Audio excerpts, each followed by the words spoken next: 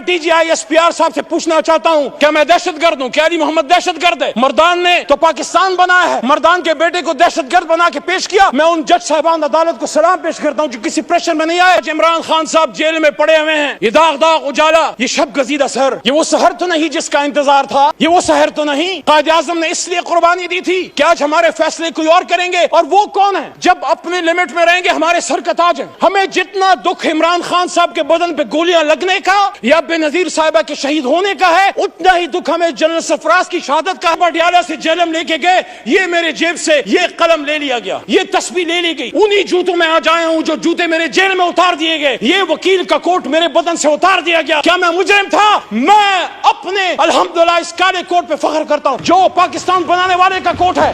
यही होता रहेगा, किसी चोर दरवाजे से आने की जरूरत नहीं है। पिंडी जरूर जाएं, सिरी पाए खाने जाएं। मैं दहशतगर्दी अदालत मर्दान से बरी हुआ। जब मैं अदालत में पेश हुआ, पहले तो 3 MPO था, लेकिन मेरे पे दहशतगर्दी का दफा, आर्मी एक्ट जिसकी सजा मौत है। अली मोहम्मद साहब जी बहुत शुक्रिया।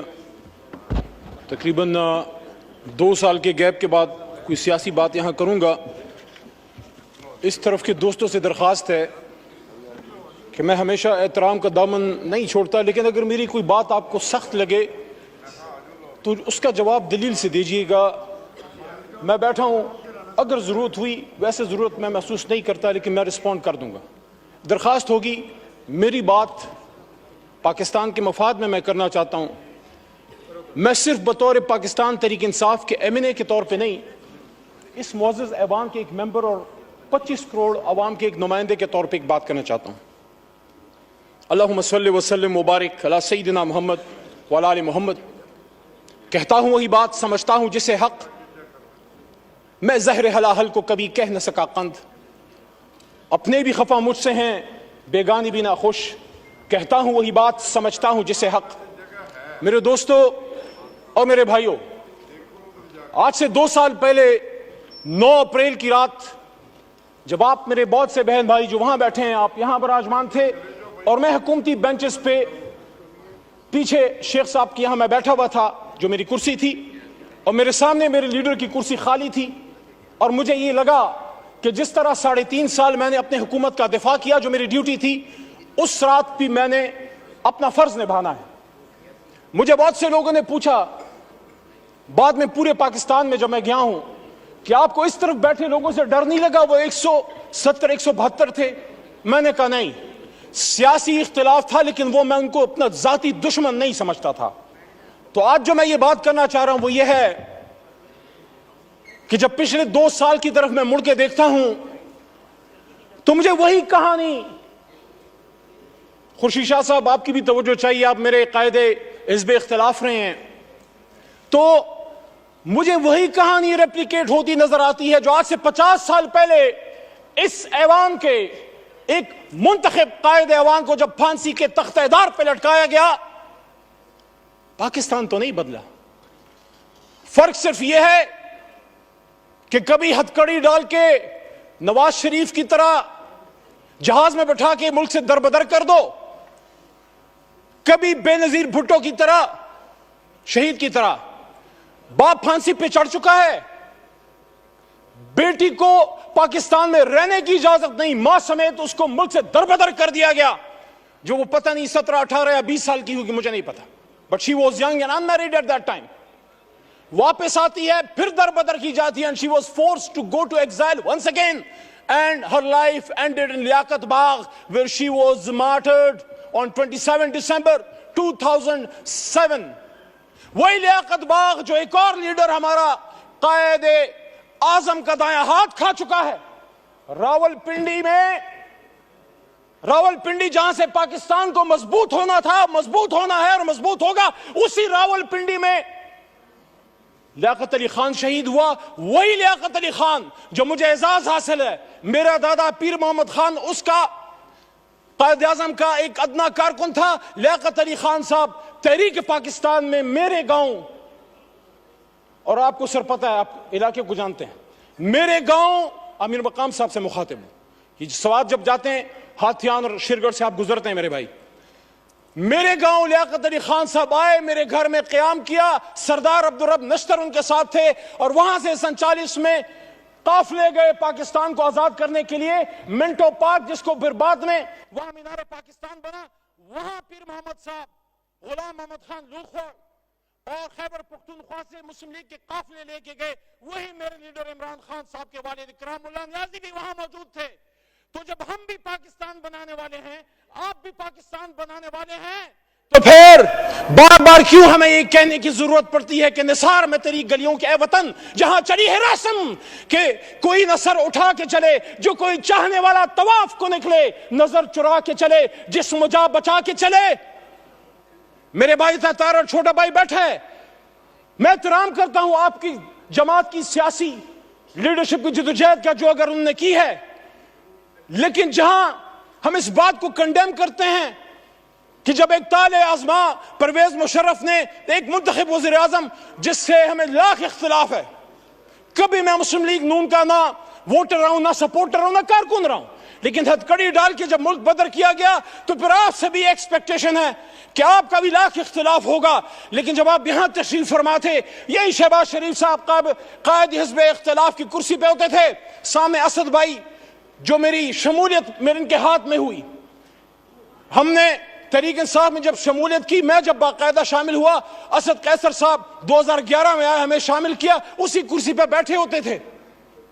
1996 में मेरे खानदान ने, जब चिराग निशान था, इमरान खान का बल्ला नहीं था, तब मेरे खानदान ने वोट किया है। लेकिन वहां उस कुर्सी पे जो आदमी बैठा होता था, इमरान खान, वो चाहे आप उसको पसंद ना करें, आपको पसंद ना आए, लेकिन कायदे ऐवान तो था। उसको इसी पाकिस्तान में वजीराबाद में गोलियां मारेगी, 4 गोलियां खा के वो बैठा है अडियाला जेल में। क्या अडियाला गुंटानामो वे है जनाब स्पीकर साहब, डिप्टी स्पीकर साहब? वहां पाकिस्तान का आईन नाफिज अमल नहीं। आज भी हम अपने लीडर से नहीं मिल सकते। कल पाबंदी दोबारा लगी है। मैं बतौर इस ऐवान के एक मुंतखब मेंबर की, जब मैं जेल में था, मैं एक्सपेक्ट करता था कि ये ऐवान इमरान खान के लिए नहीं, अपने एक साबिक कायदे ऐवान के लिए खड़ा होगा। यहां से मुजम्मती करारदादें पास होंगी और यहां वोट को इज्जत दो कि हमारे साथी या बेनजीर भुट्टो और भुट्टो साहब की, उनकी अलमनाक जो हादसात हुए हैं, उनके दाई, उनके अमीन खड़े होंगे और वो कंडेम करेंगे और वो डिमांड करेंगे कि पाकिस्तान के एक साबिक वजीर आजम पे जानी हमला किसने किया, ये किसका सिक्योरिटी फेलियर है। वो कैमरे जो जज साहिबान के बेडरूम्स में लग सकते हैं, उन कैमरों से वो दहशतगर्द कैसे छूट गए जिन्होंने जाके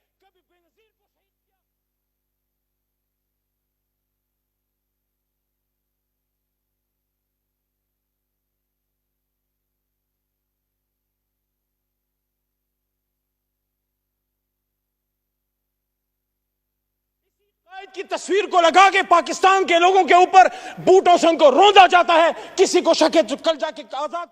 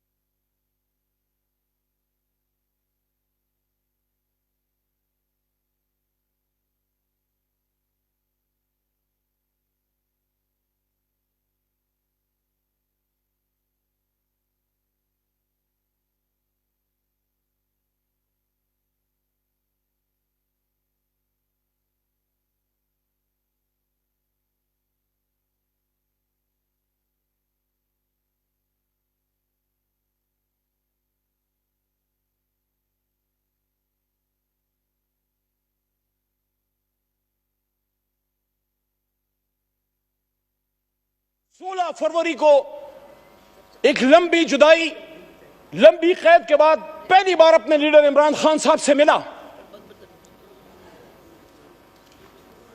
उनसे मैंने जब बात की, उन्होंने फतह मक्का मॉडल की बात की मेरे सामने जेल में गोलियां खा के। और ये आमिर डोगर साहब, चीफ विप साहब इस बात के गवाह हैं, और हमारे साथ सरदार लतीफ खोसा साहब भी मौजूद थे, वो भी इस बात के गवाह हैं कि उन्होंने कहा कि जिस तरह हुजूर सल्लल्लाहु अलैहि वसल्लम की फरमूदात पे गैर मुस्लिमों ने अमल किया।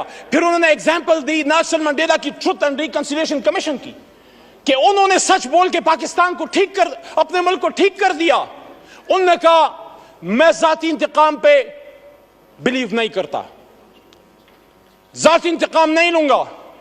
हां, जिसने कोई जुल्म किया है अदालत जाने और कानून, लेकिन सियासी इंतकाम नहीं। लेकिन सच बोलेंगे तो ट्रुथ एंड रिकंसिलिएशन कमीशन बनेगा। ये जो इस तरफ से वज़ीर आज़म के मुशीर, हालांकि उनको हम वज़ीर आज़म हमारा उसूली मौक़िफ़ नहीं मानते, लेकिन एक उनकी तरफ से दावत आई है राना सनाउल्लाह साहब की तरफ से मुज़ाकरात की, आसिफ जरदारी साहब की तरफ से भी दावत आई मुज़ाकरात की। मैं आज तहरीक इंसाफ की तरफ से ये बात यहां रखना चाहता हूं कि कब इमरान खान साहब ने मुज़ाकरात से इनकार किया? 5 अगस्त को जब गिरफ्तार हो रहे थे, जब उनको उठाया जा रहा था, तो मेरे जनाब डिप्टी स्पीकर साहब, उन्होंने उस दिन भी कहा कि हम सबसे बात करने के लिए तैयार हैं, लेकिन बात की नुकात क्या होंगे? क्या हम सच पे आएंगे? क्या हम सच बोलेंगे? क्या हम सच बोलेंगे? ट्रुथ एंड रिकंसिलिएशन कमीशन के लिए सच्चाई जो है वो पहली शर्त है। आसफा बीवी को मैं वेलकम करता हूं, ऐवान में शहीद बेनजीर भुट्टो साहिबा की साहबजादी हैं। देखिए जनाब डिप्टी स्पीकर साहब, अगर हम समझते हैं कि पाकिस्तान को ठीक होना है, तो फिर हम लोगों ने फैसले करने। हमें कोई ब्रोकर, कोई डीलर, कोई शख्स हमें नहीं चाहिए जो हमें आपस में बैठाए। जब हम अपनी लड़ाई यहां से बाहर लेके जाएंगे, फिर सुप्रीम कोर्ट भी अमल में आएगी, और फिर पिंडी और अपर और बहुत सी जगह और अमल में आएंगी। मेरी आपसे दरखास्त है, स्पीकर की कुर्सी इनिशिएटिव ले। हमारा सबसे पहला नुक्ता जनाब इमरान खान साहब और असीरान की रहाई है। पॉलिटिकल केसेस हैं। वो शख्स जो वजीर आजम था, अचानक उस पर कैसे 150-200 केसेस बन गए? He's a political prisoner. He's a prisoner of conscience. And I'm not defending whatever atrocities have been done to you in the past. अगर हम उस पे जाएंगे तो फिर बात हल नहीं होगी। यहाँ इजाजुल हक साहब भी मौजूद हैं, उनसे एहतराम का रिश्ता है, लेकिन जो हुआ माजी में वो ठीक तो नहीं था। अगर हम यहां अपने कर्बनाक और दर्दनाक माजी पे शर्मिंदा नहीं होंगे, सच नहीं बोलेंगे, मुल्क नहीं जाएगा आगे। जिसने माजी में गलत किया हम तो नहीं थे। हम अपने पुरखों की अच्छी बातों को याद करते हैं, गलत बातों को डिफेंड हम ना करें। मेरा दादा पीर मोहम्मद साहब 1927 का मुस्लिम लीगी था उस जमाने में, आज वाला नहीं। पाकिस्तान बनाने की तहरीक में था, उस तहरीक में जेल भी काटी। लेकिन आज मैं समझता हूं कि सच बोलने का वक्त है। जहां मुझे इस पे फख्र है कि तहरीक पाकिस्तान का कारकुन था, जना का साथी था, जेल काटी, पाकिस्तान के लिए तकलीफ उठाई, वहां जब वो फेडरल मिनिस्टर फॉर रेवेन्यू बने, मेरे ख्याल में उनको अयूब खान साहब की कैबिनेट में वजीर नहीं बनना चाहिए था। मोहम्मद अली साहब 10 मिनट का फैसला हुआ था, 13 मिनट हो गए। ज़ियाउल हक साहब शुरा में भी वो थे। आज वक्त है कि सब सच बोले। मैं समझता हूं कि मेरे दादा पीर मोहम्मद खान साहब को मरहूम ज़ियाउल हक साहब की शुरा में नहीं होना चाहिए था। एज ए डेमोक्रेट एहतराम का रिश्ता आज भी जाज साहब से है और कल भी रहेगा और इंशाल्लाह मरते दम तक रहेगा। लेकिन सच तो कोई यहां बोले। मैं जिस तरह पशेमानी का इजहार कर रहा हूं कि मेरा दादा ही वो पाकिस्तान बनाने की तरीक का सिपाही था, रेवोल्यूशनरी था, लेकिन एक गलती उनसे हुई। मैं एक्सपेक्ट करता हूं कि मेरा छोटा भाई है बिलावल साहब, चेयरमैन है तहरीक पीपल्स पार्टी का, उनके खानदान ने कीमत चुकाई है, लेकिन उनके दादा भी फॉरेन मिनिस्टर थे, जुल्फकार अली भुट्टो साहब अयूब खान साहब के साथ। हम सबको उन सच्चाइयों की तरफ आना पड़ेगा। बाद में उन्होंने कीमत चुकाई जिसको हम आज अप्रिशिएट करते हैं। मैंने अपने लीडर से ज्यादा आपके लीडरान की बात की है, लेकिन आज मैं ये बात दोबारा रखना चाहता हूं कि इमरान खान साहब ने, क्या आप ये समझते हैं कि क्या सिर्फ उनकी किसी गलत पॉलिसी की वजह से इमरान खान साहब को घर भेजा गया। मैंने 2 साल पहले भी ये बात की डिप्टी स्पीकर साहब, और आज भी इस बात पे कायल हूं। जब इस ऐवान में अकेला खड़ा था, मैंने वहां ये बात की थी कि इमरान खान को इस बात की सजा दी गई है कि जिस बात की सजा हमेशा पाकिस्तान में कोई भी जो आजाद पॉलिसी बनाना चाहता है, हमसे पहले जिस भी लीडर के साथ हुआ है, आप सबको पता है कि उन्होंने पाकिस्तान की 1 इंच जमीन किसी गैर मुल्क को देने से इनकार किया। और जब यहां 2 OIC कॉन्फ्रेंसें की और जब मुस्लिम ब्लॉक की बात की, उम्मत मुस्लिमा को इकट्ठे करने की बात की, तो यहीं पे बिलावल साहब मौजूद थे। वहां से मैंने उनको बात की कि बिलावल साहब, आपके नाना ने भी मुस्लिम उम्मा को इकट्ठा किया, मेरे लिए 2 बार इकट्ठा किया। शुक्रिया, शुक्रिया। 15 मिनट हो गए, 10 मिनट का फैसला था। माइक खोले मोहम्मद अली साहब, वाइंड अप करें। तो उस जुर्म की पादाश में आज इमरान खान साहब जेल में पड़े हुए हैं। ये दाग दाग उजाला, ये शब गजीदा सहर, ये वो सहर तो नहीं जिसका इंतजार था, ये वो सहर तो नहीं। कायद आजम ने इसलिए कुर्बानी दी थी कि आज हमारे फैसले कोई और करेंगे। और वो कौन है? जब अपने लिमिट में रहेंगे हमारे सर का ताज है। हमें जितना दुख इमरान खान साहब के बदन पे गोलियां लगने का या बेनजीर साहिबा के शहीद होने का है, उतना ही दुख हमें जनरल सरफराज की शहादत का है, और उतना ही दुख हमें साने बावल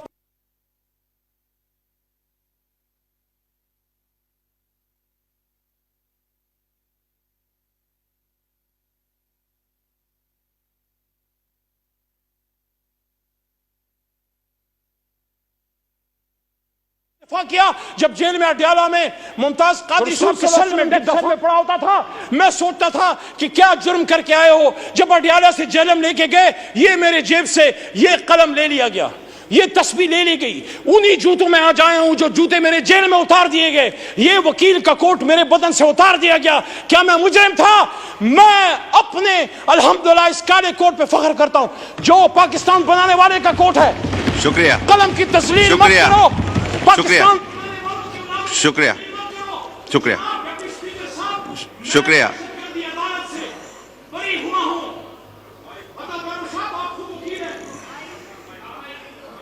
वाइंड अप करें, वाइंड अप करें मोहम्मद अली साहब जी, वाइंड अप करें प्लीज। मैं दहशतगर्दी अदालत मर्दान से बरी हुआ। जब मैं अदालत में पेश हुआ, पहले तो 3 MPO था, लेकिन मेरे पे दहशतगर्दी का दफा, आर्मी एक्ट जिसकी सजा मौत है। क्या मैं दहशतगर्द हूं? क्या अली मोहम्मद दहशतगर्द है? मर्दान ने तो पाकिस्तान बनाया है, मर्दान के बेटे को दहशतगर्द बना के पेश किया। मैं उन जज साहबान अदालत को सलाम पेश करता हूं जो किसी प्रेशर में नहीं आए।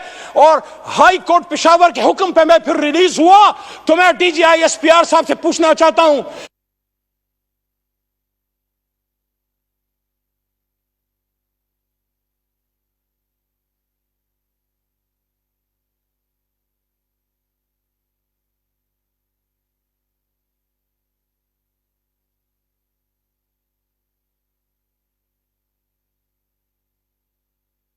वरना यही होता रहेगा। किसी चोर दरवाजे से आने की जरूरत नहीं है। पिंडी जरूर जाएं, सिरी पाए खाने जाएं,